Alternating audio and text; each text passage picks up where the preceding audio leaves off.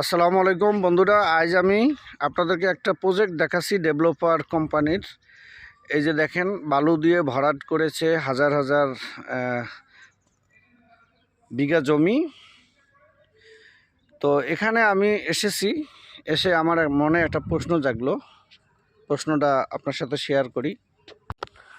প্রশ্নটা হলো এরকম বন্ধুরা, এই যে হাজার হাজার বিঘা জমি ভরাট করলো, প্রকৃতপক্ষে যে জায়গার মালিক তাদের কোনো অনুমতি নাই।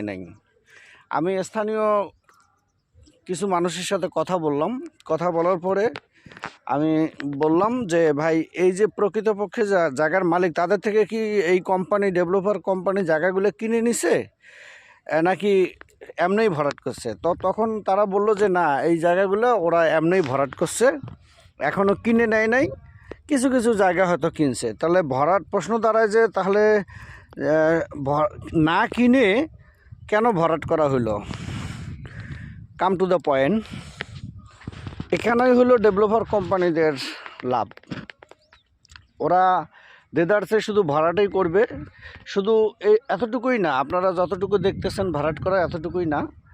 এখানে আপনাদেরকে যদি দেখাই, ওই যে দেখা যায় যে গ্রাম, যতটুকু দেখা যায় যে গ্রাম, ওই গ্রামগুলো মানে যে ফাঁকা জায়গাগুলো আছে সবগুলোই তারা ভরাট করবে। ভরাট করার পরে এখন যাদের জমি ভরাট হবে তারা হয়তো আসলে অফিসে যোগাযোগ করবে যে আমাদের জায়গা ভরাট করলেন।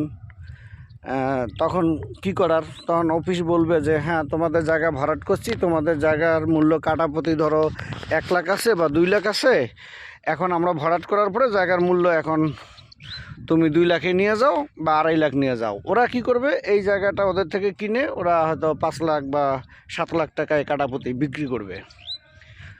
তো আমার প্রশ্ন হলো, যাদের জায়গা ভরাট করা হলো তারা যদি জায়গাটা বিক্রি না করে সেই ক্ষেত্রে কি করণীয়?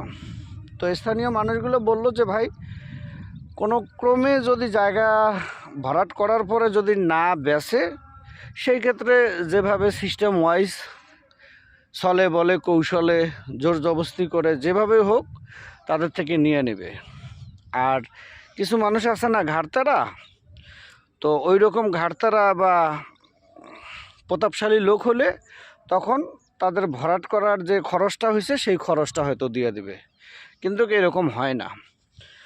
তো এই যে দেখেন, হাজার হাজার কোটি টাকা ডেভেলপার কোম্পানিরা এরকম জায়গা জমি ভরাট করে বিক্রি করে কামাইতেছে। দেখেন তো এটা কি কতটুকু যুক্তি?